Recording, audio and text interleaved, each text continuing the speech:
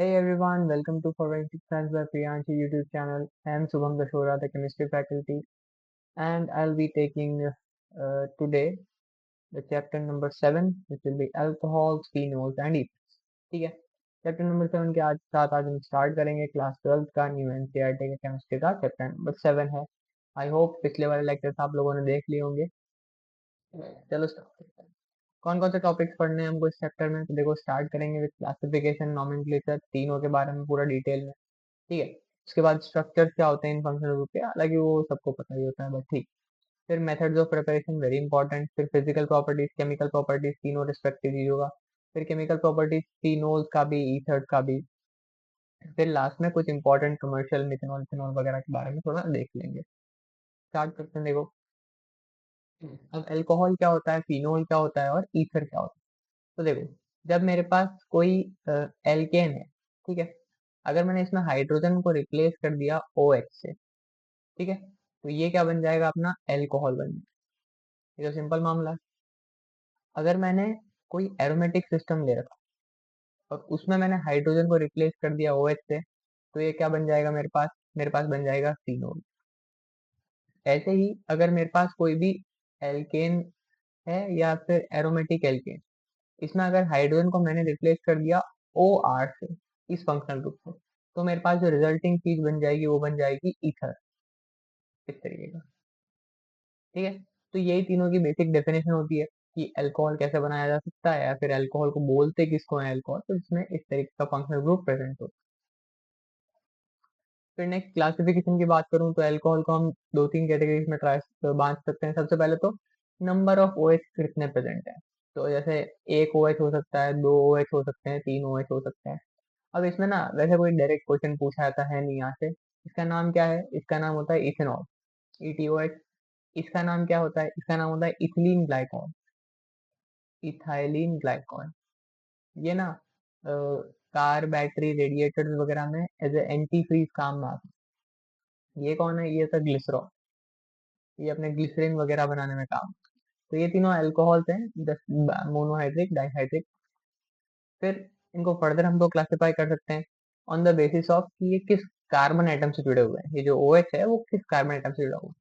तो अब देखो, सबसे पहले जो sp3 कार्बन सेंटर से जुड़े हुए हैं, उसमें हम लोग प्राइमरी, सेकेंडरी और टर्शरी, इन तीनों को क्लासिफाई कर सकते हैं।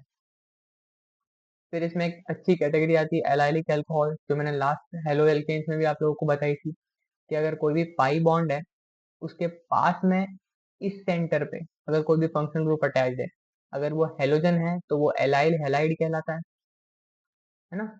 और अगर वो अल्कोहल है तो उसको हम एलाइल अल्कोहल बोलते हैं। तो वही यहाँ पे दिया हुआ है, एलाइल अल्कोहल। अब ये भी प्राइमरी हो सकता है यहाँ पे एक कार्बन, तो ये 1-2 डिग्री हो जाएगा, और ये टर्सरी भी हो सकता है, इस तरीके का। नेक्स्ट, ये भी इंपॉर्टेंट है, बेंजाइल अल्कोहल। बहुत सारे लोग ना बेंजाइल अल्कोहल को फिनोल समझ के गड़बड़ कर देते हैं।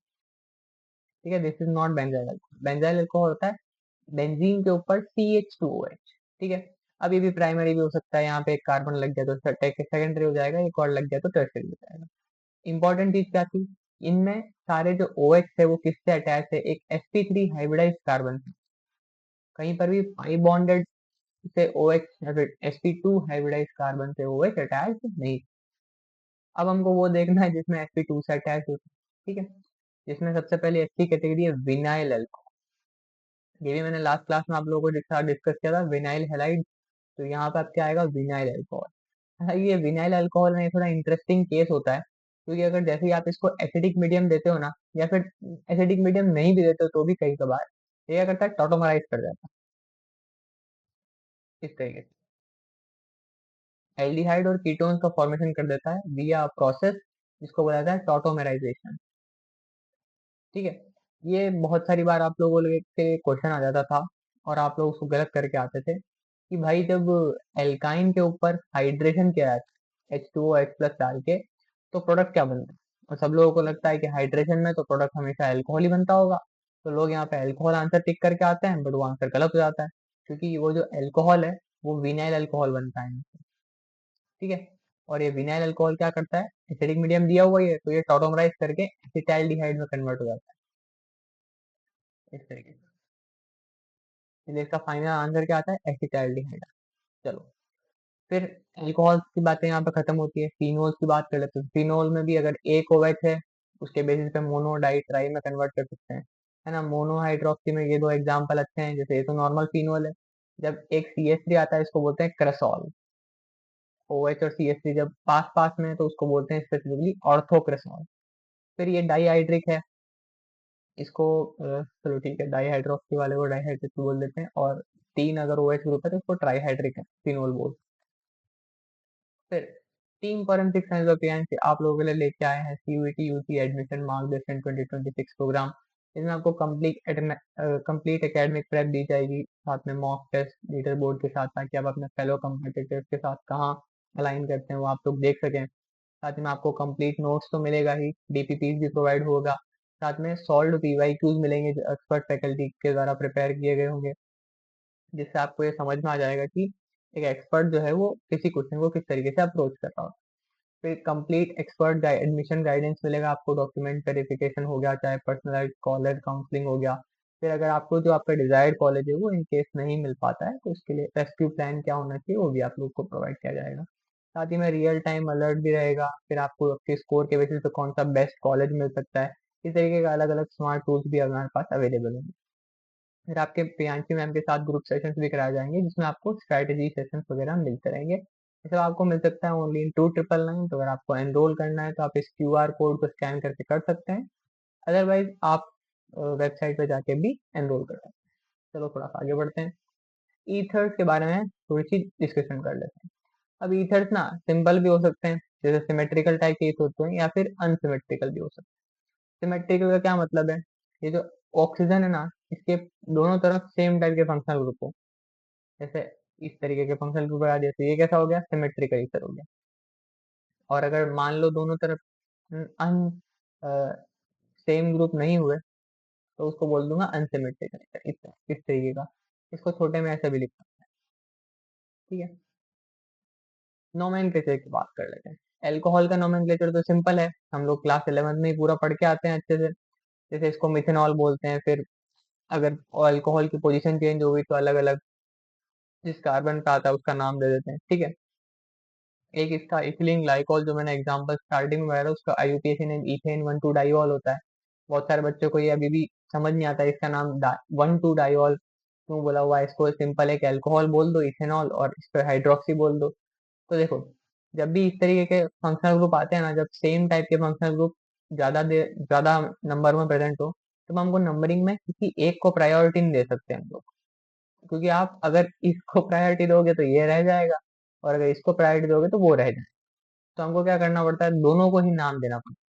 तो इथेन 1,2 डाइओ, ऐसे ही अगर तीसरा आ जाता तो इसका नाम दे जाता है इथेन 1,2,3 ट्राइओ, प्रोपेन 1,2,3 ट्राइओ, ठीक है। वो ग्लिसरॉल का कॉमन नेम है। तो ये थोड़ा सा ठीक पॉइंट है, बाकी क्वेश्चन अभी तक यहाँ से आया नहीं और ना कोई पूछने वाला चीज है यहाँ।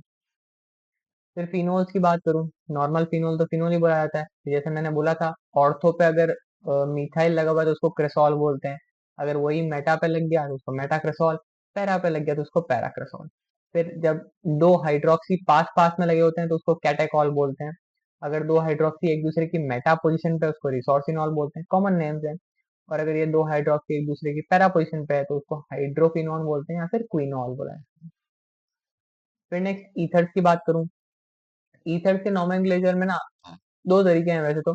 जैसे ये इसका नोमेनक्लेचर देखो, CH3 अगर सिंपल टाइप का ईथर है, मतलब सिमेट्रिकल ईथर है, तो इसको कुछ भी बोल दो, मिथाइल मिथाइल ईथर बोल दो, या डाई मिथाइल ईथर भी बोल सकते हैं। लेकिन अगर अनसिमेट्रिकल ईथर है तो हमको क्या करना है, ABCD पे जाना है, ठीक है। इसका नाम M से चालू होता है, इसका नाम E से चालू होता है, ABCD में E पहले आता है, इसका इसलिए इसका नाम क्या कर देंगे, इथाइल मिथाइल ईथर। सिंपल है। अह, फिर क्या है, हम्म अभी जैसे देखो, ये मिथाइल ईथर था तो इसका नाम डाई मिथाइल ईथर रख दिया। इसका IUPAC नेम वैसे मिथॉक्सी मीथेन भी है, वो भी लिख सकते हैं, बाकी ये भी एक्सेप्टेड नाम है। फिर देखो, अगर लंबा वाला चेन आ गया तो इसका नाम मिथाइल एन प्रोपाइल ईथर रख दिया। फिर और भी बहुत सारे एग्जाम्पल है, सिंपल सिंपल ही होते हैं, ज्यादा एग्जाम्पल डिफिकल्ट ऐसा क्वेश्चन आने का चांस थोड़ा कम ही रहता है। एक ही अच्छा एग्जाम्पल है एनीजोल, इसको बस देख के जाना एक बार। क्योंकि ये बहुत सारी बार ना रिएक्शंस जब ये लोग करवाते हैं ना तब उसमें ये बना के दे देते हैं, है ना। तो ये आप लोगों को याद नहीं रहता है कि इसका नाम एनिजोल है, एनिजोल। ठीक है, ये थोड़ा देख के जाना, इम्पोर्टेंट थोड़ा सा है।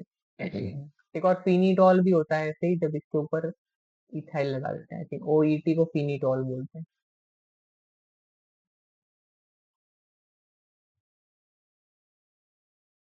फंक्शनल ग्रुप के स्ट्रक्चर की बात करूं, अल्कोहल जो होता है उसमें ये कार्बन सिंपल sp3 हाइब्रिडाइज्ड है।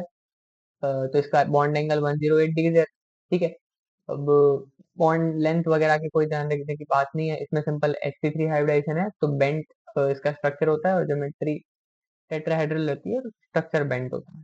फिनोल की बात करूँ, फिनोल में जो एंगल है ये थोड़ा सा इंक्रीज करता है, क्योंकि रिपल्शन वगैरह होते हैं, और मिथॉक्सी मीथेन में भी बहुत ज्यादा इंक्रीज करता है, क्योंकि CH3 है ना, तो ये आपस में रिपेल करना स्टार्ट करते हैं। अब बात आ जाते हैं इंपॉर्टेंट चीजों की, जो कि है प्रिपरेशन।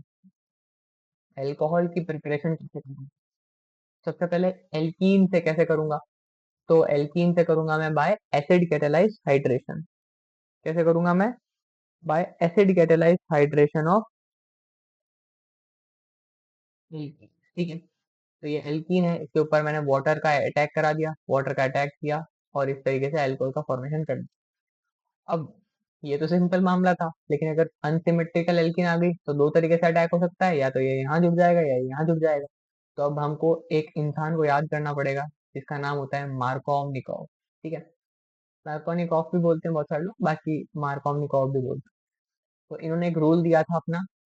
ये बोलते हैं कि जब भी ऐसे एडिशन होना होगा किसी भी न्यूक्लियोफाइल का टू एन अनसिमेट्रिकल एल्कीन, तो वो उस डायरेक्शन में होगा जहां पर less number of hydrogen atom. ठीक है। मतलब ये जो OH है ये वहां जाएगा जहां पर हाइड्रोजन एटम कम है, यहाँ नहीं जाएगा, और यहाँ चला जाएगा। दूसरा, अगर आपको याद नहीं रहता है कि ये यहाँ पे जाना चाहिए या कहाँ जाना चाहिए, तो ध्यान रखो, हाइड्रोजन को हाइड्रोजन पसंद है, तो हाइड्रोजन उसी सेंटर पे जाता है जिसके पास मोर हाइड्रोजन। इन दोनों में से ज्यादा हाइड्रोजन किसके पास है? इधर। तो इसका जो हाइड्रोजन है वो इसके पास जाएगा। अब अगर HOH से बना हुआ होता है पानी, तो हाइड्रोजन अगर इधर चला गया तो ऑब्वियस सी बात है दूसरे सेंटर पे तो OH ही जाना है। ठीक है। OH बीच में आएगा, प्रोपेन टू ऑल बनेगा यहाँ से। हम्म। फिर नेक्स्ट है hydroboration oxidation, very very important, पूछा भी हुआ है और आगे भी पूछा जा सकता है। इसके अंदर अप्लाई होता है एंटी मार्कोवनिकॉव रूल। इसके अंदर जो प्रोडक्ट बनता है ना, वो मार्कोवनिकॉव के दिए गए रूल से जस्ट अपोजिट होता है।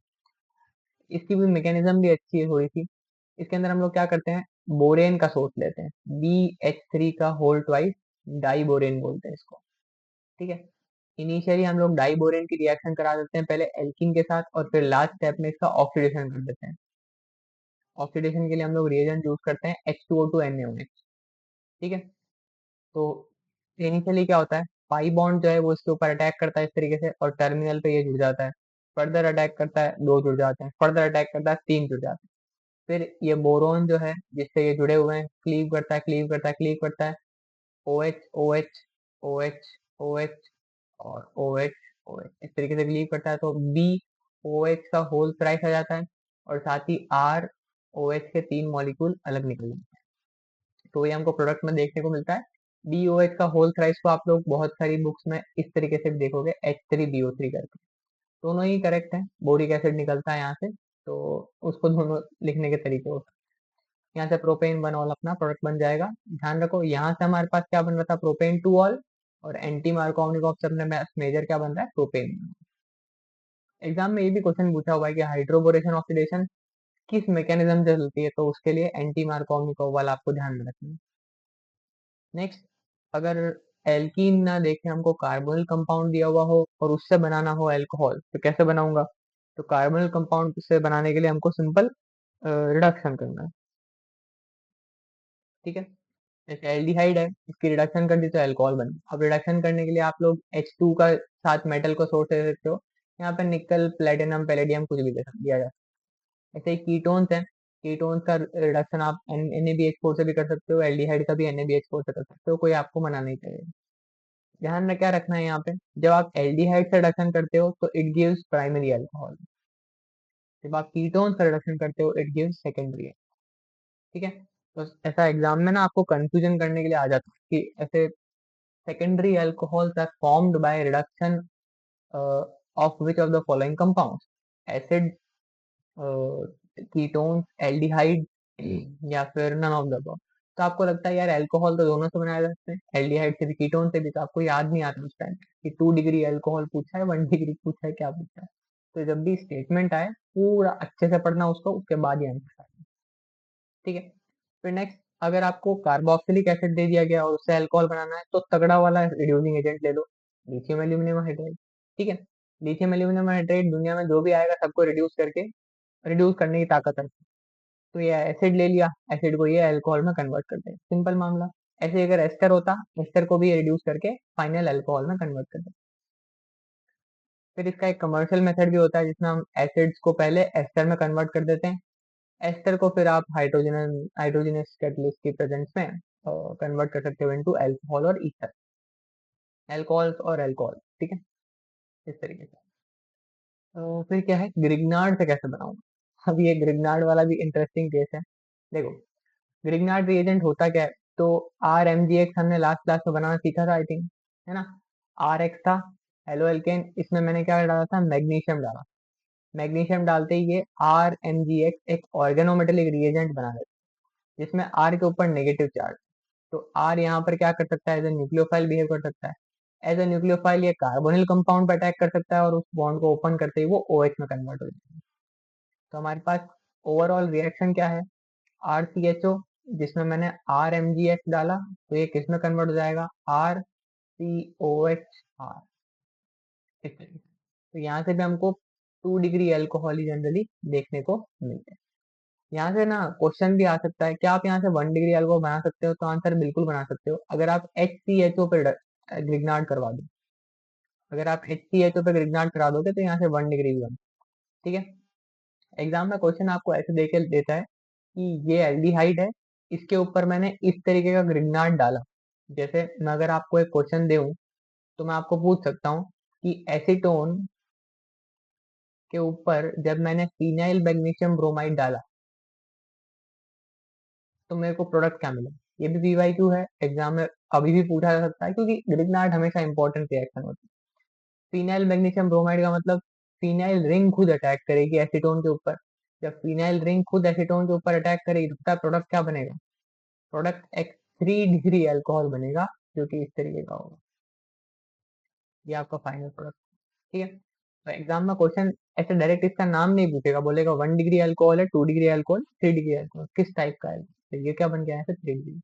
तो मैंने 1 डिग्री बना के बता दिया है, ग्रिग्नार्ड से 2 डिग्री बना दिया है, 3 डिग्री बना दिया है। इसलिए ये बहुत इंपॉर्टेंट रिएक्शन है। वही इन्होंने दे भी रखा होगा, जैसे फॉर्मेल्डिहाइड दे लिया तो 1 डिग्री अल्कोहल, अगर नॉर्मल एल्डिहाइड दे लिया तो यहाँ से 2 डिग्री अल्कोहल, और इन्होंने बोल दिया है अगर कीटोन ले लिया होगा तो यहाँ से 3 डिग्री अल्कोहल। ठीक है, ऐसे ही। हाँ, कीटोन ले तो 3 डिग्री। फिर नेक्स्ट देखो, फिनोल्स कैसे बनाऊंगा। डायरेक्शन ऑफ फिनोल्स मुझे करना है तो अगर मेरे पास हेलो अरीन्स गिवन है, ठीक है, हेलो अरीन्स में मैं क्या कर सकता हूँ, NaOH डाल सकता हूँ और बहुत हाई टेम्परेचर और हाई प्रेशर पे रिएक्शन करा सकता हूँ और यहाँ से फिनोल बना सकता हूँ। Very poor reaction, very poor yield and poor reaction. ठीक है, हार्श रिएक्शन कंडीशन से अच्छी रिएक्शन नहीं है। नेक्स्ट, अगर benzene sulphonic acid, benzene sulphonic acid क्या होता है, तो बेंजीन की रिएक्शन ओलियम से करा। ओलियम क्या होता है, H2S2O7। Sulphuric acid plus SO3 को हम लोग बोलते हैं ओलियम। ओलियम की रिएक्शन कराने से क्या होता है, SO3H ग्रुप बेंजीन के ऊपर इंट्रोड्यूस हो जाता है, बेंजीन सल्फोनिक एसिड बन गया। इसकी अगर आप NaOH की प्रेजेंस में थोड़ा सा हाइड्रोलिसिस कर दो तो आपका आपका डिजायर्ड फिनोल मिल सकता है। ठीक है, नेक्स्ट, ये वाला अच्छा है थोड़ा सा और ये वाला भी अच्छा है। ये वाला पीवाईक्यू है, पूछा भी हुआ है बहुत सारे। डायजोनियम सॉल्ट है कैसे बनाऊंगा, तो देखो डायजोनियम सॉल्ट पहले बनाना आना चाहिए। मैं फिर से बोल रहा हूँ, diazonium salt very very important है। जब हम अमाइंस पढ़ेंगे तब तो ये भर भर के आएगा, इसकी बहुत सारी रिएक्शन हम लोगों को वैसे भी देखनी होती है। तो फिनोल फॉर्मेशन उनमें से एक है और ये भी बहुत बार पूछी हुई है, it is again a very good feature. अभी हमने रिसेंटली इसको सॉल्व भी किया है बहुत सारी बार। देखो, एनिलीन है, एनिलीन में जैसे ही आपने डायजोटाइजेशन रिएक्शन करा दी, NaNO2HCl डाला, NaNO2HCl हमेशा 0 to 5 डिग्री सेल्सियस पे डाला जाता है, पक्का है। तो आपको इस तरीके से बेंजीन डायजोनियम क्लोराइड मिल जाए। फिर अगर आपने जैसे इसमें पानी डाल के थोड़ा सा हीट भी कर दिया, पानी नहीं भी डाला और थोड़ा सा हीट कर दिया, तो वो एटमॉस्फेरिक में जो मॉइस्चर होता है उससे रिएक्ट कर लेता है और यहाँ पे फिनोल की फॉर्मेशन कर देता है। बहुत सारी बार ना एग्जाम में आपको ऐसे मेंशन करके भी नहीं देता कि आपने पानी डाला है, आपको सिर्फ थोड़ा सा ऐसे एरो बना के, ऐसे ऊपर एरो बनाएगा और ऐसे लिख के दे देगा हीट, ये साइन होता है हीट। तो आपको तुरंत वहां पे फिनोल बनाना है, कुछ नहीं सोचना है, चुपचाप फिनोल बना के आ जाना है, ठीक है। फिर है क्यूमीन। ये वाली रिएक्शन भी इंपॉर्टेंट है क्योंकि ये इसका इंटरमीडिएट पूछा हुआ है इन लोगों ने, इट हैज बीन आस्क्ड। तो क्यूमीन होता क्या है, आइसोप्रोपाइल बेंजीन। क्यूमीन होता है आइसोप्रोपाइल बेंजीन, जैसे बेंजीन है, बेंजीन के ऊपर इस तरीके के ग्रुप लगा है, जिसको बोलते हैं आइसोप्रोपाइल बेंजीन या फिर क्यूमीन, कॉमन नेम है आइसोप्रोपाइल बेंजीन। इसकी जब हम ऑक्सीडेशन कराते हैं तो एक इसमें कन्वर्ट होता है क्यूमीन हाइड्रो परोक्साइड, एक पेरोक्साइड लिंकेज बनता है यहाँ पे ऑक्सीजन ऑक्सीजन सिंगल बॉन्ड वाला। फिर इसकी हाइड्रोलिसिस कर दो तो ये पूरा पार्ट यहाँ से भाग जाता है और सिर्फ OH जो है यहाँ पे प्रेजेंट है, वो पूरा पार्ट रिड्यूस होके एसीटोन में कन्वर्ट। फिर कुछ रिएक्शन दी हुई गई है, कही हुई है यहाँ पे, इसके आप लोग को प्रोडक्ट ट्राई करना है, तो मैं चाहता हूँ आप इसको खुद ट्राई करो। इनमें से एक मैं बता देता हूँ, ये वाली क्योंकि इंपॉर्टेंट है। हालांकि देखो सिंपल है, सभी बता ही देते हैं, ये अल्कोहल में कन्वर्ट हो जाएगा और कुछ नहीं होगा। एल्कीन है, सिंपल हाइड्रेशन करी हुई है तो ये एसीटोन में कन्वर्ट हो जाएगी। और NaBH very very important, PYQ भी है, NCERT का क्वेश्चन भी है। इसमें क्या होता है ना, लो फंक्शनल ग्रुप दिए हुए हैं, पहला दिया हुआ है कीटोन, दूसरा दिया हुआ है एस्टर। बहुत सारे बच्चों को ये पता नहीं होता है कि NaBH4 एक वीक रिड्यूसिंग एजेंट है। क्या है, एक वीक रिड्यूसिंग एजेंट। तो ये एस्टर जितने तगड़े वाले को रिड्यूस नहीं कर सकता, it will not reduce ester, it will only reduce alcohol. तो ऑप्शन में आपको ये बहुत सारे मिलेंगे जिसमें कभी कभार दोनों को रिड्यूस नहीं कर रखा होगा और कभी कभार सभी को रिड्यूस कर रखा होगा और कभी कभार सिर्फ एक को, इसको रिड्यूस कर रखा होगा या फिर इसको रिड्यूस कर रखा होगा। आपको वो ऑप्शन चूज करना है जिसमें इसको अल्कोहल में कन्वर्ट कर दिया हो और इसको एज सच छोड़ा हुआ हो, अनअफेक्टेड एज सच प्रेजेंट रहेगा फंक्शनल ग्रुप, इसका प्रोडक्ट बनेगा कुछ इस तरीके का। यहाँ पे OH आ जाएगा। बाकी ये पूरा एज सच रहेगा, सी ट्रिपल बॉन्ड ON। ठीक है, ये इसका प्रोडक्ट बनेगा। नेक्स्ट अपन फिजिकल प्रॉपर्टीज की बात करें, इसकी फिजिकल प्रॉपर्टीज थोड़ी सी इंपॉर्टेंट है, स्पेशली इसका ये बॉइलिंग पॉइंट वाला। बॉइलिंग पॉइंट देखो इंटरेस्टिंग है। सबसे पहले अगर आपने नंबर ऑफ कार्बन एटम बढ़ा दिए तो बॉइलिंग पॉइंट इंक्रीज हो जाएगा। अगर आपने ब्रांचिंग इंक्रीज कर दी, ठीक है, अगर आपने ब्रांचिंग इंक्रीज करी तो बॉइलिंग पॉइंट क्या होगा, डिक्रीज होगा। फिर जैसे एक अच्छा एग्जांपल यहाँ पे भी है, मतलब ये मॉलिक्यूलर बात वाला है। तो देखो, अम, एक ब्रांचिंग का एग्जांपल शायद आगे क्वेश्चन दिया हुआ है, हाँ चलो क्वेश्चन दिया हुआ ही है आगे, उसमें आपको क्लियर हो जाएगा। जैसे जैसे हम ब्रांचिंग बढ़ाते हैं ना तो हम लोग एक सर्कुलर फील्ड की तरफ बढ़ रहे होते हैं, तो जैसे जैसे सर्कल टाइप बनता है तो सरफेस एरिया थोड़ा सा कम हो जाता है, इंटरेक्शन कम होने लगते हैं, दैट्स वाई बॉइलिंग पॉइंट जो है डिक्रीज करता है। जैसे जैसे इंटरेक्शन ज्यादा होंगे, लोग आपस में ज्यादा इंटरेक्ट करेंगे तो एक साथ बंधे हुए रहते हैं, लेकिन वैसे ही एटम के साथ भी होता है। लेकिन अगर लोग बात करना बंद कर देंगे तो सब उड़ जाते हैं, वैसे ही एटम के साथ भी होता है। तो जितनी ज्यादा वॉन्डरवॉल्स फोर्सेस रहेंगे, जितनी ज्यादा इंटरेक्शन होगी, उतना हाइयर बॉइलिंग पॉइंट होगा, उसको बॉइल करना रहेगा। फिर अगर मैं अल्कोहल और फिनोल की बात करूं तो उनका बॉइलिंग पॉइंट ना बहुत ज्यादा होता है, क्यों, क्योंकि हाइड्रोजन बॉन्डिंग हो रखी है। सिंपल मामला है, ईथर ले लो, हेलो एल्केन ले लो, चाहे हेलोरीन ले लो, हाइड्रोकार्बन ले लो, कंपेरेबल मोलर मासेस में अल्कोहल और फिनोल का बॉइलिंग पॉइंट हमेशा टॉप पे रहेगा, ठीक है। एक एग्जांपल उन्होंने दिया हुआ है जिसमें आपको इथेनॉल, मिथॉक्सीमीथेन और प्रोपेन, ये क्या है, एक एल्केन है, ये क्या है, एक ईथर है, और ये क्या है, एक अल्कोहल है, ठीक है। तो इसमें अल्कोहल का बॉइलिंग पॉइंट बहुत ज्यादा तगड़ा होगा then this and then this. इसका तो थोड़ा बहुत ठीक है, कंपेरेबल ही है, बट इसका बहुत ज्यादा ज्यादा होगा, क्यों, क्योंकि एक्सटेंसिव हाइड्रोजन बॉन्डिंग है, एक्सटेंसिव एच बॉन्ड। फिर ये क्वेश्चन है जो कि पता नहीं कितनी बार तो पूछा हुआ है एग्जाम्स में, नीट में पूछा हुआ है, CUET में पूछा हुआ है, आप लोगों के भी पूछा हुआ है, दुनिया भर में हर जगह पूछा है। इसको इसके इंक्रीजिंग बॉइलिंग पॉइंट के ऑर्डर में जमा के दे देना मुझे, ठीक है। तो आप लोग भी इसको जमा सकते हो आराम से। इजी है, इसको आप लोग एक बार ट्राई करना। ये सेकंड वाला मैं बता देता हूँ, फर्स्ट वाला आपको ट्राई करना। Pentane one ol n butane pentanal इथॉक्सीफेन। तो देखो ब्यूटेन तो सबसे पीछे आएगा, एन ब्यूटेन तो सबसे पीछे लिख दिया मैंने, पेंटेन वन ऑल सबसे आगे आएगा क्योंकि अल्कोहल है। उसके बाद अपने पास एल्डिहाइड आ जाएगा, एल्डिहाइड, और उसके बाद क्या आ जाएगा, इथॉक्सीफेन आ जाएगा। ठीक है, ये यही क्वेश्चन था आई थिंक पीवाईक्यू में भी। बाकी ये भी इम्पोर्ट इजी क्वेश्चन ही है, आप लोग खुद ट्राई कर सकते हैं। इसमें ब्रांचिंग वाला भी खेल है, मॉलिकुलर वेट वाला भी खेल है, तो सारे आप लोग देख लें। अब अपन आ जाते हैं केमिकल रिएक्शंस के ऊपर। तो केमिकल रिएक्शंस में हम लोग एल्कोहल और फिनोल की एक साथ पढ़ेंगे और फिर बाद में ईथर्स की एक साथ पढ़ेंगे।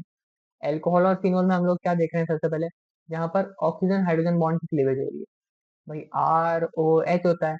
तो भी हम देख रहे हैं वो रिएक्शन जहाँ पे ये बॉन्ड टूट रहा है। सबसे पहले इसकी एसिडिटी वाली रिएक्शन, मेटल्स के साथ ये रिएक्शन दे देता है, तो पहले ये एल्कोऑक्साइड का फॉर्मेशन कर सकता है, हाइड्रोजन गैस यहाँ से रिलीज कर देगा। ठीक है, ऐसे ही है, हाइड्रोजन गैस मेटल के साथ जनरली ये सारी रिलीज करता है। फिनोल भी सेम काम करता है, फिनॉक्साइड बना देता है, हाइड्रोजन गैस को रिलीज कर देता है। एसिडिक नेचर के होते हैं। फिर एसिडिटी, कोई एसिडिटी की बात ही आ गई। देखो जनरली ना एल्कोहल एसिडिक होते हैं, बट उतने भी ज्यादा अच्छे एसिडिक नहीं होते। फिनोल जो है वो ज्यादा एसिडिक होता है। फिनोल जो है it is more acidic then corresponding alcohol. क्यों? क्योंकि यहाँ पे जब एनायन बनता है तो अनस्टेबल है, लेकिन यहाँ पे जब एनायन बनता है तो it is very good stable. क्यों? क्योंकि रेजोनेंस हो रहा है। तो phenoxide ion is more stable, that's why phenol is more acidic then alcohol. ये तो क्वेश्चन था। फिर एक, अगर आपसे जनरल कंपैरिजन करा ले कि भैया मिथेनॉल इथेनॉल प्रोपेनॉल में कंपेयर कर लो या 1 डिग्री 2 डिग्री में कंपेयर कर लो, तो 1 डिग्री वाला सबसे ज्यादा एसिडिक होगा, then 2 degree, then 3 degree, then tertiary वाला। ऐसा इसलिए है क्योंकि इसको इंडक्टिव इफेक्ट बढ़ता जाता है। जैसे जैसे ये प्राइमरी है, प्राइमरी में एक ही देने वाला है, सेकेंडरी है दो देने वाले हैं, टर्शरी है तीन देने वाले हैं। इसमें प्लस आई इफेक्ट जैसे जैसे बढ़ता है, एसिडिक नेचर वैसे वैसे कम होता रहता है। ठीक है, जैसा इनकी एसिडिटी भी कम होती रहती है। फिर ये भी ध्यान रखना है कि जो नॉर्मल अल्कोहल्स हैं वो वाटर से भी कम एसिडिक होते हैं। आप सोच ही सकते हो वो कितना कम एसिडिक होगा। ठीक है, इसकी एसिडिटी का अंदाजा आप ऐसे भी लगा सकते हो कि पानी में जैसे ही आप सोडियम डालते हो ना, तो कैसे तुरंत से पहले वो रिएक्ट करके हाइड्रोजन गैस निकाल देता है। एल्कोहल में भी वो रिएक्शन करता है बट थोड़ा लिटिल बिट स्लो कर। ठीक है, तो उससे भी आपको एसिडिक नेचर का आइडिया। फिनोल की एसिडिटी ज्यादा होती है, फिनोल आर मोर एसिडिक, अभी जस्ट बताया मैंने क्यों होता है। तो रेजोनेंस की वजह से फिनॉक्साइड आयन जो बनता है it is highly stabilised by resonance, that's why phenol is more acidic. फिर सब्स्टिट्यूटेड फिनोल की अगर मैं बात करूं, तो जहां पर इलेक्ट्रॉन विड्रॉइंग ग्रुप लग गया एसिडिटी बढ़ जाएगी, जहां पर इलेक्ट्रॉन रिलीजिंग ग्रुप लग गया एसिडिटी कम हो जाएगी। सिंपल मामला है। इस पे ना बहुत सारे क्वेश्चन पूछे जाते हैं, पता नहीं क्यों पूछे जाते हैं, बट बहुत क्वेश्चन पूछे हुए हैं। इस अकेले इस पैराग्राफ पे दुनिया के बहुत सारे क्वेश्चन आए, भर भर के पी। सिर्फ फंक्शनल ग्रुप चेंज कर देता है, कहीं पे नाइट्रो लगा देगा, कहीं पे OMe लगा देगा, और बोल कंपेयर कराते रहेंगे एसिडिटी बस, और कुछ नहीं। सिंपल क्वेश्चन आते हैं बस। नेक्स्ट नेक्स्ट देखो एस्टरिफिकेशन रिएक्शन। एस्टरिफिकेशन में क्या होगा, एल्कोहल है, उसकी रिएक्शन कराई जाती है एसिड के साथ in presence of another acidic medium. तो ये क्या एस्टर का फॉर्मेशन कर लेते हैं। देखो होता कैसे है ये, RC डबल बॉन्ड OH और ROH। ये क्या करता है, इस पे अटैक करता है, OH को भगा देता है, तो यहाँ से RCOR डैश, इसको R डैश, इस तरीके से ये एस्टर बना रहे हैं। ठीक है, तो एरोमेटिक वाला भी ले सकते हैं। यहाँ पे हम लोग इसको भी ले सकते हैं, एनहाइड्राइड बोलते हैं इसको, एसिटिक एनहाइड्राइड। चाहे आप एसिड ले सकते हो, चाहे एसिटिक एनहाइड्राइड भी ले सकते हो, एनहाइड्राइड ही लिख दो चलो। अगर आपको एनहाइड्राइड नहीं पसंद आ रहा है तो आप एसाइल क्लोराइड भी ले सकते हो। तीनों ही से यहाँ पर एसाइल हैलाइड, तीनों ही से यहाँ पर फॉर्मेशन हो जाएगा एस्टर। फिर एक छोटा सा क्वेश्चन बनता है यहाँ पे कि एसाइल हैलाइड की रिएक्शन में यहाँ पे बेस क्यों लिया गया है, pyridine क्यों लिया गया है भाई। तो ये pyridine क्या करता है, सॉरी, pyridine का काम क्या होता है, इस HCl को न्यूट्रलाइज करना।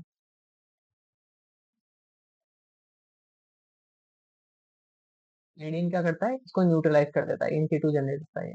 फिर एक अच्छी रिएक्शन है एसिटाइलेशन रिएक्शन, इससे एक ड्रग बनता है एस्पायरिन, अगेन PYQ है, पूछा हुआ है बताओ एस्पायरिन जो है वो किसकी एसिटिलेशन से बनता है? सैलिसिलिक एसिड की एसिटिलेशन से बनता है। सैलिसिलिक एसिड की एसिटाइलेशन से क्या बनता है? एस्पायरिन बनता है। सैलिसिलिक एसिड से एस्पायरिन बनाने के लिए किस मेथड से जाना होता है? तो एसिटाइलेशन से जाना होता है। तीनों ही क्वेश्चन पूछे गए हैं अलग अलग एग्जाम्स में, और तीनों ही बहुत सिंपल क्वेश्चन है। एक बार तो ये रिएक्टेंट पूछ दिया था, एसिटिक एनहाइड्राइड से रिएक्ट कराते हैं इसको, ये अटैक करता है और इसको भगा देता है, एसिटिक एसिड निकल जाता है यहाँ से, और इस तरीके से एसिटाइलेशन होकर एस्पिरिन का फॉर्मेशन होता है। एस्पिरिन का कॉमन नेम भी पूछा हुआ है, acetyl salicylic acid common name होता है इसका एस्पिरिन का। फिर देखो नेक्स्ट, अभी हम लोग बात कर रहे थे जहाँ पे हम लोग ROH इस बॉन्ड को क्लीव कर रहे थे, अब हम क्या करेंगे? इस बॉन्ड को क्लीव करेंगे, कार्बन ऑक्सीजन बॉन्ड को क्लीव करेंगे। तो उसमें सबसे अच्छी रिएक्शन आती है हेलोजन के साथ रिएक्शन, हाइड्रोजन हैलाइड के साथ रिएक्शन। इसी को आप लोग मैं पहले पढ़ा के भी आया था लास्ट चैप्टर में, ल्यूकस कॉन्सेंट्रेटेड HCl और जिंक क्लोराइड वाली टेस्ट। अब इसमें क्या होता है, हम लोग अलग अलग अल्कोहल को कैटेगराइज कर सकते हैं, 3 degree alcohol, 2 degree alcohol, 1 degree. होगा क्या, अगर यहाँ पर 3 डिग्री अल्कोहल है ना, तो वो टर्बिडिटी तुरंत से पहले दे देगा। टर्बिडिटी किस चीज की? इस हैलाइड की टर्बिडिटी। ROH है, अल्कोहल है, हैलाइड के साथ रिएक्ट करके RX में कन्वर्ट हो जाता है। तो अगर टर्शरी अल्कोहल है, तुरंत से पहले टर्बिडिटी आ जाएगी। प्राइमरी अल्कोहल है, बहुत लिटिल बिट, रूम टेम्परेचर पे तो ना के बराबर टर्बिडिटी आती है। ठीक है, नेक्स्ट है PCl3 के साथ रिएक्शन, ये भी हम लोग करके आए हैं ऑलरेडी। ROH की रिएक्शन जब PCl3 या PCl5 से करा दो तो ये RCl में कन्वर्ट हो जाता है, सिंपल मामला है। Next dehydration reaction, very very important, PYQ है, पूछा भी हुआ है। डिहाइड्रेशन में क्या होता है ना, वाटर रिमूवल हो जाता है, एल्कोहल है उसके पास वाले हाइड्रोजन को पकड़ के और यहाँ से भाग के एल्कीन का फॉर्मेशन कर देता है। अब ये एल्कीन का फॉर्मेशन ऐसे डायरेक्ट नहीं होता है, आपको यहाँ पे एक डिहाइड्रेटिंग एजेंट का इस्तेमाल करना पड़ता है, जो कि जनरली एक स्ट्रॉन्ग एसिड होता है। जैसे या तो कॉन्सेंट्रेटेड H2SO4 ले सकते हो, या फिर कॉन्सेंट्रेटेड H3PO4 ले सकते हो, फॉस्फोरस ऑर्थो फॉस्फोरिक एसिड। या फिर आप लोग अच्छे तगड़े वाले लुइस एसिड ले सकते हो, जैसे कि एनहाइड्रस जिंक क्लोराइड हो गया या एल्यूमिना हो गया, ये भी सेम काम करते हैं, एज ए डिहाइड्रेटिंग एजेंट काम करते हैं। ठीक है, फिर क्या है, एक ये बहुत अच्छी रिएक्शन है, यही पूछी गई थी, इसके साथ एक और ईथर वाली रिएक्शन आती है वो, जब आप इथेनॉल को H2SO4 में 443 केल्विन पे हीट करते हो ना, तो वो एल्कीन देता है नॉर्मल, लेकिन जैसे ही आपने उसको, कहाँ गया वो इथेनॉल, जैसे ही अगर आपने उसको 413 केल्विन पे हीट किया ना, तो वो क्या करता है, डाईइथाइल ईथर का फॉर्मेशन कर देता है इस तरीके से। तो आगे आएगा मेरे, ईथर में आएगा वो रिएक्शन। हाँ, तो ये ध्यान में रखना है, अगर आपने 443 केल्विन पे H2SO4 के साथ लिया है तो वो एल्कीन बना रहा है, अगर आपने 413 केल्विन ले लिया तो वो ईथर बनाए। इंपॉर्टेंट रिएक्शन है, यही पूछा गया था कि 413 केल्विन पे क्या बनता है, तो ईथर बनता है। आप लोगों को जनरली याद नहीं रहता है एग्जाम के टाइम पे, क्योंकि बहुत प्रेशर रहता है, तो आप लोग भूल जाते हो। मेरी तरफ से इसको याद रख के जाना इंपॉर्टेंट। फिर अगर आपके पास 2 डिग्री अल्कोहल है, तो वो भी क्या कर सकता है, डिहाइड्रेशन शो कर सकता है, बिल्कुल कर सकता है। अगर आपके पास 3 डिग्री अल्कोहल है, तो भी वो डिहाइड्रेशन शो कर सकता है। आसानी से सबसे ज्यादा कौन डिहाइड्रेट होगा, तो जितना ज्यादा बल्कीनेस होती है उतना आसान होता है एलिमिनेशन, तो 3 डिग्री वाला तुरंत से पहले एलिमिनेट हो जाता है, तो टर्शरी सबसे ज्यादा एलिमिनेशन शो करेगा, then secondary, then primary. Next है ऑक्सीडेशन। ऑक्सीडेशन में क्या होता है, जैसे आपके पास अल्कोहल है, अल्कोहल का अगर ऑक्सीडेशन करा जाएगा तो एल्डिहाइड बनेगा, फिर उसका फर्दर ऑक्सीडेशन कर दो तो कार्बोक्सिलिक एसिड बनेगा। एग्जाम में बहुत सारे क्वेश्चन ऐसे पूछे गए हैं जहां पर ऐसा बोला गया है कि अगर सिर्फ आपको यहीं तक जाना है तो कौन से रिएजेंट यूज करने हैं, अगर आपको यहाँ से डायरेक्ट वहां जाना है तो कौन से रिएजेंट यूज करने हैं। तो आपको ये दोनों ही रिएजेंट याद में रख के जाने पड़ेंगे। जैसे अगर आपको अल्कोहल से एल्डिहाइड जाना है तो आपको एक माइल्ड एजेंट चाहिए होगा, जैसे CrO3 टाइप का हो गया, या फिर PCC टाइप का हो गया। ठीक है, ये भी आएगा थोड़ी देर में। CrO3 भी यहाँ पे काम कर देता है, चाहे आपको एल्डिहाइड बनाने हो चाहे आपको कीटोन बनाने हो। लेकिन अगर आपको डायरेक्ट जाना है कि हमको कोई मतलब नहीं एल्डिहाइड बने या ना बने, तो आप किसको यूज कर सकते हो, इन सबके पापा को, KMnO4 को। KMnO4 भी ले सकते हो, K2Cr2O7 भी ले सकते हो, पर KMnO4 is more common, KMnO4 तक ही रहते हैं। KMnO4 क्या करेगा, डायरेक्ट अल्कोहल को कन्वर्ट कर देगा करस्पॉन्डिंग कार्बोक्सिलिक एसिड में। अब पता है आप लोग यहाँ पे गलतियां करते हो, आप लोगों को ना एक अल्कोहल दे दिया मैंने ये, और बोला कि बताओ इससे जो एसिड बनेगा उसका नाम क्या होगा। तो आधे बच्चे तो मेरे को चिल्ला चिल्ला के ऐसे बोल देते हैं कि सर इससे तो ये एसिड बन जाएगा, और फिर मैं डिसअपॉइंट होके थोड़ी देर बैठ जाता हूँ, क्योंकि मैं बोलूंगा भाई ये एक्स्ट्रा कार्बन तुम कहाँ से लेके आ गए, है ना। इस कार्बन को ही ऑक्सीडाइज कराना है, तो इससे जो प्रोडक्ट बनेगा वो इस तरीके का बनेगा। Acetic acid, number of carbon increase कर देते हो आप लोग, और ये बहुत गलत बात है। आप लोगों को नंबर ऑफ कार्बन रिएक्टेंट में और प्रोडक्ट में देखना आना चाहिए। इसमें 2 कार्बन है, तो एसिड ऑक्सीडाइज ही तो हो रहा है सिर्फ, कहीं से कार्बन लेके तो आ नहीं रहा है, तो वो कार्बन में कोई चेंज नहीं आएगा। सिंपल ध्यान में रखना है, कार्बन सेम रहेंगे।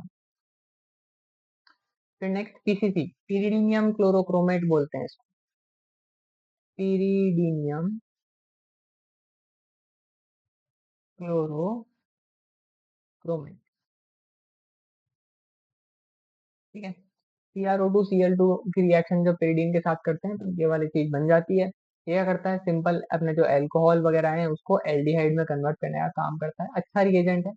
अगर यहाँ पे कोई अल्फा बीटा अनसैचुरेटेड वाला कार्बोनिल कंपाउंड बनाना है तो भी ये बना देगा, इसमें कोई दिक्कत नहीं होती है। ठीक है, फिर नेक्स्ट देखो, metal based oxidation reaction, copper वाली के साथ हीट कर दो एल्डिहाइड बन जाएगा, फिर अगेन कॉपर के साथ हीट करने से कीटोन भी बन सकता है। अगर 3 डिग्री वालों को कॉपर के साथ हीट करा तो वो एलिमिनेशन शो कर देंगे। 3 degree alcohol do not oxidise under normal condition, don't oxidise easily. ठीक है, इनमें जब आप KMnO4 टाइप की चीजें डालोगे ना तो इसमें एक रिएक्शन देखने को मिलती है, ऑक्सीडेटिव क्लीवेज रिएक्शन, वो आएगी आगे चल के एसिड में आगे। ठीक है, अब जरा फिनोल की रिएक्शन देख लेते हैं। फिनोल्स में क्या होता है देखो, एरोमेटिक सब्स्टिट्यूशन रिएक्शन, जैसे नाइट्रेशन रिएक्शन टाइप की होगी, तो फिनोल में अगर आपने डाइल्यूट HNO3 टाइप की रिएक्शन करा दी तो वो सिंपल ऑर्थोनाइट्रोफिनोल या पैरानाइट्रोफिनोल दोनों बना सकता है। अब इनको सेपरेट करने का क्वेश्चन भी आया हुआ है कि अगर ये दोनों बन गए तो सेपरेट कैसे करूंगा। तो ये क्या करता है, इंट्रा हाइड्रोजन बॉन्डिंग रखता है, इंट्रा एच बॉन्डिंग। और ये क्या रखता है, इंटर एच बॉन्डिंग रखता है, इंटर मोलिकुलर हाइड्रोजन बॉन्ड।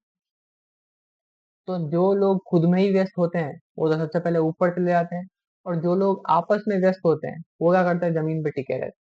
तो ये फिनोल है ना, पैरानाइट्रोफिनोल, ये थोड़ा हाइयर बॉइलिंग पॉइंट रखता है, और ऑर्थोनाइट्रोफिनोल क्या करता है, तुरंत से पहले ऊपर चला जाता है, स्टीम वॉलेटाइल होता है। तो इन दोनों को हम लोग वाटर में मिक्स करते हैं और फिर डिस्टिलेशन करते हैं। तो डिस्टिलेशन में क्या होता है, ये तो पहले ही ऊपर उड़ के आ जाता है और ये टिका हुआ रह जाता है नीचे। इस मेथड से हम लोग उनको सेपरेट कर सकते हैं। एग्जाम में क्वेश्चन आएगा कि इन दोनों को कैसे सेपरेट करना है, तो ध्यान रखना, steam distillation will be the answer. ठीक है, स्टीम डिस्टिलेशन से आप इसके प्रोडक्ट्स को सेपरेट कर। फिर नेक्स्ट एक और, इसकी नाइट्रेशन से ही अच्छी रिएक्शन निकलती है। तो अगर आपने इसमें कॉन्सेंट्रेटेड HNO3 डायरेक्ट डाल दिया तो ये पिक्रिक एसिड का फॉर्मेशन कर। इसका ही एक डिफरेंट रूट है जो एक बार पूछ लिया गया था और बच्चे कंफ्यूज हो गए थे। अगर आप फिनोल की पहले सल्फोनेशन कर दो तो सल्फोनेशन में क्या होगा, 2SO3H ग्रुप इस तरीके से जुड़ते हैं, फिर अगर उसकी फर्दर नाइट्रेशन कर दो तो उसमें फिर लास्ट में वापस पिक्रिक एसिड ही बन जाता है। ये रूट एग्जाम में दिया हुआ था, उसने ये गायब कर दिया था और ये भी गायब कर दिया था। ऐसे ए और बी करके पूछ लिए थे और बता दिया था कि स्ट्रक्चर क्या होगा ये मुझे बता दो। तो आपको ध्यान में रखना है, ये थोड़ी सी इंपॉर्टेंट चीज है कि वो पहले सल्फोनेशन कर देता है और फिर फर्दर कॉन्सेंट्रेटेड HNO3 करने पे प्रोडक्ट दे देगा। फिर नेक्स्ट देखो, हेलोजिनेशन, ये भी इंपॉर्टेंट है। फिनोल की जब हेलोजिनेशन करी जाती है तो उसमें 2 प्रोडक्ट मिलते हैं, ऑर्थोब्रोमोफिनोल, पैराब्रोमो, पैरा वाला हमेशा मेजर होगा। ठीक है, अब ये देखो, यहाँ पर ना 2 चीजें आती है, सॉल्वेंट का रोल। अगर आपने यहाँ पर कार्बन डाइसल्फाइड टाइप के नॉन पोलर सॉल्वेंट में कराई हुई है, जैसे अगर आप क्लोरोफॉर्म भी ले सकते हो, लो पोलरिटी वाले सॉल्वेंट में कराई हुई है, तो यहाँ पर एक ही फिनोल, एक ही ब्रोमीन लगता है, ऐसे या तो यहाँ लग जाएगा या यहाँ लग जाएगा। लेकिन अगर आपने इसको ब्रोमीन वाटर से ट्रीट कर दिया, मोस्ट पोलर, अच्छा खासा पोलर होता है वाटर, तो वाटर के अंदर ये क्या होता है, ट्राई ब्रोमोफिनोल दे देता है, और ये भी पूछा हुआ क्वेश्चन है। ऐसे ऐसे बना के दे देता है वो, ऐसे ऐसे बीच में फिनोल रखेगा और यहाँ पे ऐसे लिखेगा CS2Br2, और उधर ऐसे लिखेगा Br2H2, और बोलेगा A एंड B। क्या होंगे? तो ऐसे ऑप्शन देगा, पैराब्रोमोफिनोल पैराब्रोमोफिनोल, पैराब्रोमोफिनोल 2,4,6 ट्राइब्रोमोफिनोल, ऑर्थोब्रोमोफिनोल 2,4,6 ट्राइब्रोमोफिनोल, ऐसे कंफ्यूज करके आपको ऑप्शन बना के दे देगा। तो सही आंसर करके आ जाना है। यहाँ पर क्या होगा? पैराब्रोमोफिनोल, यहाँ पर क्या होगा? 2,4,6 ट्राइब्रोमोफिनोल। नेक्स्ट देखो कोलबेज रिएक्शन। कोलबेज रिएक्शन में क्या होता है? हमारे पास फिनोल है। फिनोल में जैसे हम पहले एल्कोऑक्साइड बना देते हैं, फिनॉक्साइड। फिनॉक्साइड की रिएक्शन जैसे आप CO2 से कराते हो, तो ये क्या करता है? इस तरीके से आगे चलती इलेक्ट्रॉनिसिटी कार्बन पे अटैक कर देता है। CO2 एज ए इलेक्ट्रोफाइल काम करता है यहाँ। CO2 पे इस तरीके से जाके अटैक करता है, ओपन हो जाता है और ये COOH में कन्वर्ट हो जाता है। इसी को बोलते हैं सैलिसिलिक एसिड। इसी की रिएक्शन जब आपने इससे कर दी, एसिटिक एनहाइड्राइड, एसिटिक एनहाइड्राइड की जब इसके साथ रिएक्शन कर दी तो क्या बन जाता है? H5। ऐसा स्टेप बना के दे सकता है आपको कि फिनोल से अगर एस्पिरिन बनानी है तो कैसे बनाऊंगा, तो पहले उसकी कोलबे रिएक्शन कर दो, followed by acetylation. Kolbe followed by acetylation. Next again important है, रिमर टिमान रिएक्शन। रिमर टिमान आप लोगों की फेवरेट होती है। इसमें आप फिनोल से क्या बनाते हो? सैलिसैल्डिहाइड का फॉर्मेशन करते हो। तो इसमें क्या बनता है? इसमें आपको क्लोरोफॉर्म और NaOH का मिक्सचर लेना होता है। बीच में एक इंटरमीडिएट बनता है, फिर वो कन्वर्ट हो जाता है इनटू सैलिसैल्डिहाइड। एक आधी बार नीट में ये क्वेश्चन पूछा हुआ है कि यहाँ पे ना इलेक्ट्रोफाइल कौन होता है। तो एक्चुअली इसके दो मैकेनिज्म होती है। एक मैकेनिज्म में ऐसा बोला जाता है कि यहाँ पर एक इन सीटू डाइक्लोरोकार्बीन जनरेट होती है, जो कि इलेक्ट्रॉन डेफिशिएंट होती है और इसलिए ये कार्बन इस पे जाके अटैक कर देता है इस तरीके से। और फिर वो फर्दर प्रोसेस हो जाती है, CH2 इस तरीके से बन जाता है। और ये इसकी एक्चुअल मैकेनिज्म है। तो अगर आपको कोई पूछ ले कि बताओ रिमर्टिमान में इलेक्ट्रोफाइल कौन है, रियल इलेक्ट्रोफाइल, तो बोल देना डाइक्लोरोकार्बिन CCl2। इन दोनों की रिएक्शन से पहले CCl2 बनता है In situ। ठीक है। फिर नेक्स्ट, अगर आपको फिनोल को से बेंजीन बनानी है तो उसको जिंक डस्ट के साथ हीट कर दो, तो वो जिंक ऑक्साइड निकाल देगा और आपका बेंजीन फॉर्म कर देगा। अगर आप फिनोल को थोड़ा सा ठीक ठाक ऑक्सीडाइजिंग एजेंट की प्रेजेंस में ऑक्सीडाइज करते हो, ट्राई करते हो, तो वो किस में कन्वर्ट होता है? बेंजोक्विनोन। बेंजीन में नहीं है इसमें, पर ठीक है, इसको बेंजोक्विनोन से भी बोला गया है इस तरीके से। ये ना, ये अभी तक पूछा नहीं हुआ है कहीं पे, तो ये हो सकता है पूछ ले आप लोगों से। इसको थोड़ा देख के जाना, ठीक है। मेरी तरफ से एक बार थोड़ा सा देख के जाना इसको, क्योंकि ये अभी तक कहीं देखा नहीं है मैंने क्वेश्चन कहीं पे भी पूछा हुआ। Phenol on treatment with Na2Cr2O7 in acidic medium gives what? तो बेंजोक्विनोन दे सकता है, ध्यान रख के जाना। फिर देखो कमर्शियली इंपॉर्टेंट अल्कोहल थोड़ा सा हम लोग देख लेते हैं। जैसे मिथेनॉल हो गया, मिथेनॉल को हम लोग वुड स्पिरिट भी बोलते हैं, है ना। तो कैसे बनाए जाते हैं मिथेनॉल को? तो मिथेनॉल को कार्बन मोनोऑक्साइड को ट्रीटमेंट करा के कुछ कैटलिस्ट वगैरह की प्रेजेंस में हाई टेम्परेचर पे हीट वगैरह करके और फिर इसको मिथेनॉल बना देते हैं। ठीक है। अब इसको ना, इसकी दो तीन चीजें हैं। सबसे पहले तो ये इसमें, इसको आप कभी भी कंज्यूम नहीं कर सकते क्योंकि आपको ब्लाइंडनेस वगैरह हो जाएगी और काफी खराब होता है ये हेल्थ के लिए भी। फिर इसको सॉल्वेंट की तरह यूज किया जाता है पेंट वार्निश वगैरह में। तो इसको फॉर्मेल्डिहाइड को बनाने में भी काम है। ये ब्लाइंडनेस वाला क्वेश्चन पूछा हुआ है कि इनमें से किन अल्कोहल से आपको टेम्पररी इलनेस या फिर ब्लाइंडनेस हो सकती है। तो ये थोड़ा ध्यान में रख के जाना कि ब्लाइंडनेस या फिर नाइट ब्लाइंडनेस से रिलेटेड ऐसा कोई क्वेश्चन पूछा हुआ था कहीं, है ना। एक्यूट ब्लाइंडनेस या टेम्परेरी ब्लाइंडनेस ऐसा कोई वर्ड बोला था, और बोला था कि किस अल्कोहल से होती है, तो मिथेनॉल से होती है। इथेनॉल तो सिंपल मामला है, फर्मेंटेशन करके बनाया जाता है शुगर्स का। ठीक है। अब इसमें हाँ, ये थोड़ी इंपॉर्टेंट, शुगर जो होती है मेनली उसमें सुक्रोज रहता है, तो सुक्रोज को एक एंजाइम डिग्रेड करता है जिसको बोलते हैं इन्वर्टेज। सुक्रोज इन्वर्ट शुगर होती है, तो सुक्रोज को इन्वर्टेज एंजाइम कन्वर्ट कर देता है इनटू ग्लूकोज प्लस फ्रक्टोज। इस तरीके से हम, और जाइमेज एंजाइम, जाइमेज यीस्ट से मिलता है हमको, वो एज अल्कोहल को इथेनॉल में डिग्रेड कर, सॉरी, शुगर को, ग्लूकोज को इथेनॉल में डिग्रेड कर दे। एक अच्छा पॉइंट है यहाँ पर, जब भी इथेनॉल को ट्रांसपोर्ट किया जाता है ना, तब उसमें ना एक चीज डाली जाती है, इसको बोलते हैं पिरिडीन। एक बहुत ही बदबूदार लिक्विड होता है ये। तो इसको, इस प्रोसेस का नाम होता है डीनेचुरेशन ऑफ अल्कोहल। जब लॉन्गर डिस्टेंस पे अल्कोहल को ट्रांसपोर्ट किया जाता है ताकि वो चोरी वगैरह ना हो जाए, तो उसमें इनको मिक्सचर किया करके डाला जाता है, कॉपर सल्फेट को और पिरिडीन को।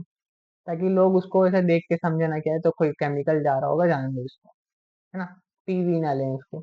इसलिए इसको बोलते हैं डीनेचुरेशन ऑफ अल्कोहल, फिर बाद में उसको वापस ट्रीट करके नॉर्मल भी कराया जाता है।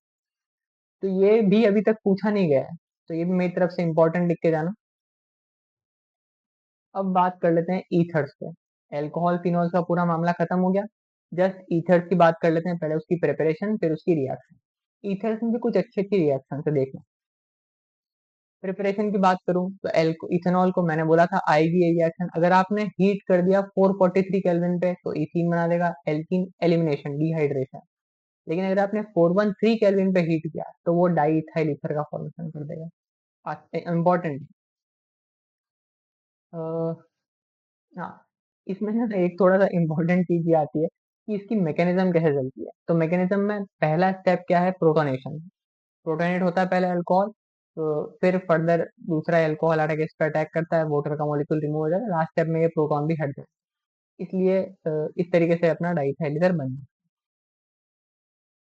फिर इसमें एक अच्छा इंपॉर्टेंट रिएक्शन है Williamson ether synthesis.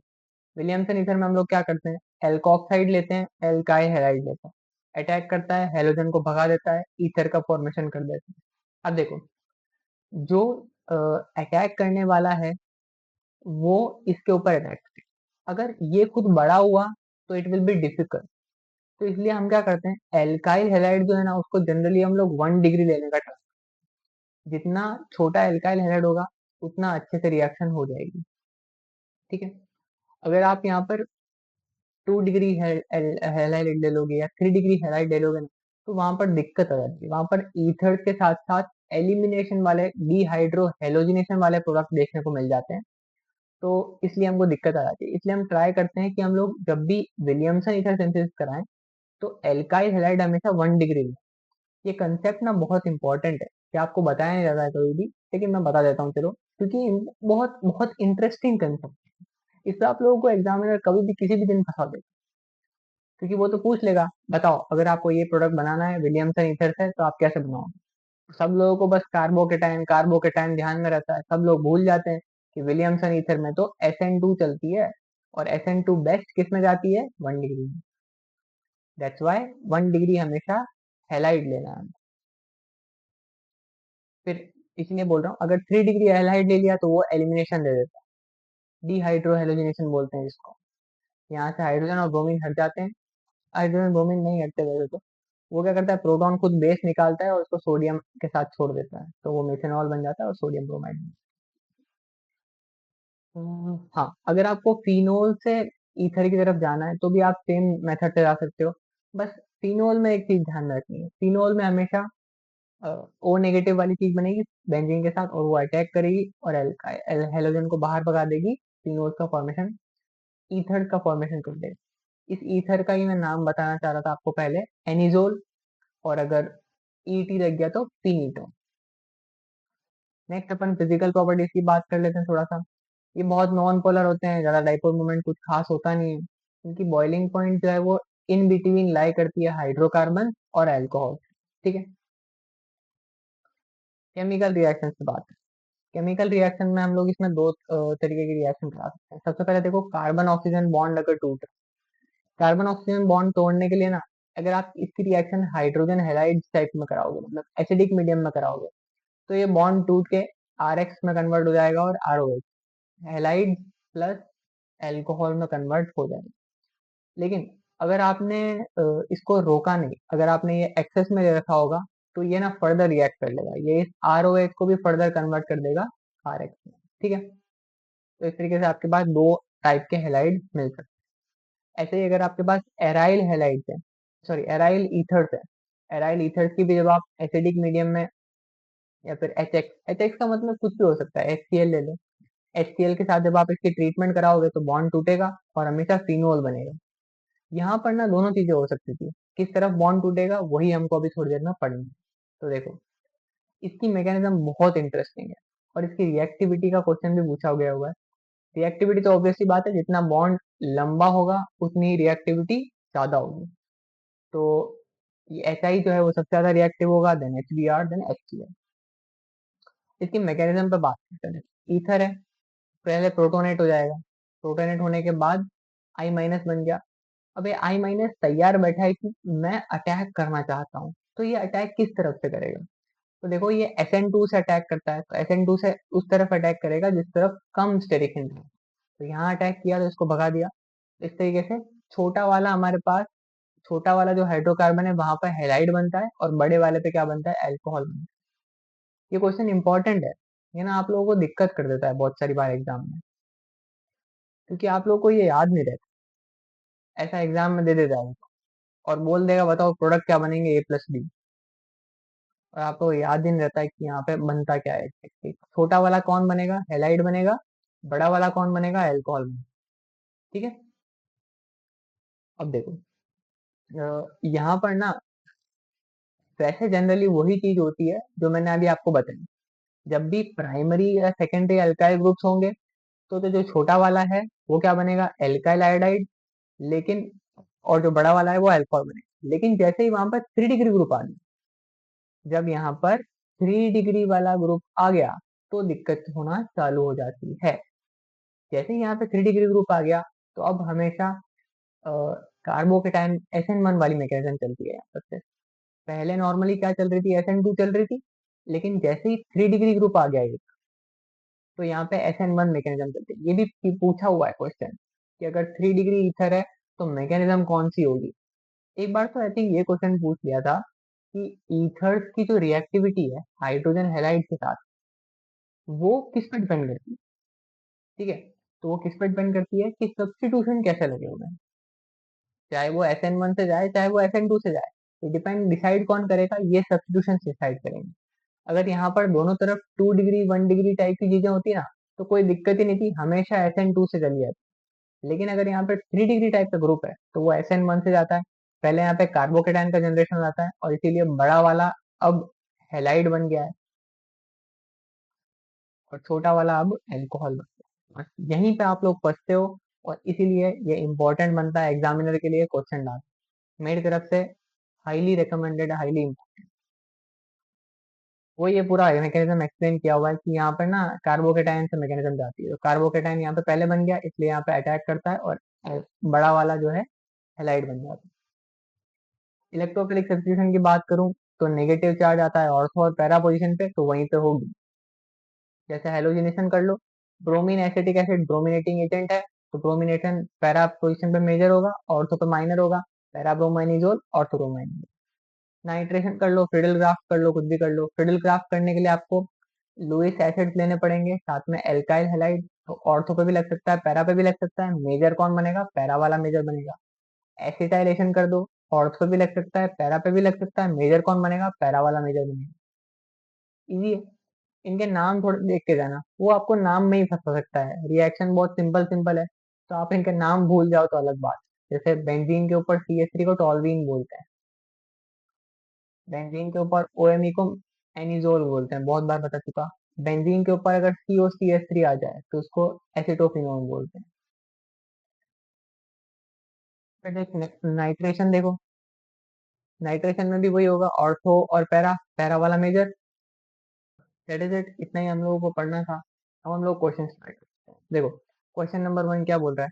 During dehydration of alcohol to alkene the first step is, initial initiation step कौन सा है? तो मैंने पहले ही बताया था, सबसे पहले क्या होता है? प्रोटोनेशन।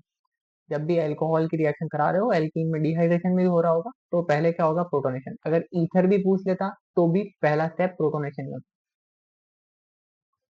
नेक्स्ट देखो, इन चारों में से सबसे ज्यादा एसिडिक कौन होगा? जैसे इन्होंने ऑर्डर ऑफ एसिडिटी पूछा हुआ, तो ठीक है, पैरा नाइट्रो वाला सबसे ज्यादा तगड़ा होगा। पैरा नाइट्रो वाला सबसे तगड़ा है तो बी ऑप्शन करेक्ट हो जाएगा, एक ही में दिया हुआ था। फिर मिथाइल वाला, क्योंकि मिथाइल इलेक्ट्रॉन डोनेटिंग है, सबसे पीछे आएगा, सबसे पीछे आएगा। फिर फिनोल उसके बाद आ जाएगा, फिनोल उसके बाद आएगा, मेटा वाला उसके बाद आएगा। सिंपल है। इनमें से कौन सा सबसे फास्टेस्ट रिएक्ट करेगा HCl एनहाइड्रस से? लूकस टेस्ट है। लूकस टेस्ट में 3 डिग्री वाले सबसे तगड़े होते हैं। ये तो 1 डिग्री हो गया, ये गया। ये 2 डिग्री हो गया, ये भी गया। 2 मिथाइल प्रोपेन 2 ऑल, ये करेक्ट हो जाएगा। दैट इज इट, इतने ही क्वेश्चन थे। मैं आपको फिर से बताता हूँ, टीम फॉरेंसिक साइंस में प्रियांशी आप लोगों के लेके आए हैं मार्गदर्शन 2026 प्रोग्राम। इसमें आपको कंप्लीट एकेडमिक प्रेप दी जाएगी, एक्सपर्ट एडमिशन गाइडेंस दिया जाएगा। प्रेप में आपको मॉक टेस्ट लीडर बोर्ड के साथ प्रोवाइड किया जाएगा, साथ ही साथ पीसीबी के notes, DPP, solve PY Qs वगैरह भी प्रोवाइड किया जाएगा। इसमें आपको इतने तक ही नहीं हम आपका साथ छोड़ेंगे, इसमें आपको कंप्लीट एडमिशन गाइडेंस मिलेगी, इसमें आपको डॉक्यूमेंट वेरिफिकेशन के रिगार्डिंग हेल्प मिलेगा, पर्सनलाइज कॉलेज काउंसलिंग वगैरह हो गया या आपके लिए अगर कोई कॉलेज था जिसमें आप जाना चाहते थे लेकिन वो नहीं मिल पाता है तो उसके लिए आपके पास रेस्क्यू प्लान क्या होना चाहिए वो भी, साथ ही में वेरियस स्मार्ट टूल्स वगैरह होंगे जहाँ पे आपका स्कोर के बेसिस पे हम लोग आपको कॉलेज सजेस्ट करेंगे, ठीक है। साथ ही में रियल टाइम अलर्ट अपडेट्स वगैरह भी देते रहेंगे, और आपके मैम के साथ भी बहुत सारे स्टडी सेशंस होंगे। ये सब आपको मिल सकता है ओनली इन 2999। तो अगर आप एनरोल करना है तो आप इस क्यूआर कोड के थ्रू कर सकते हैं या फिर वेबसाइट पे जाकर भी कर सकते हैं। That is it for this lecture. थोड़ा सा लंबा लेक्चर हो गया बट इम्पोर्टेंट है, बहुत अच्छी यूनिट है। तो ठीक है, मिलते हैं हम लोग नेक्स्ट क्लास में। Thank you so much, bye bye.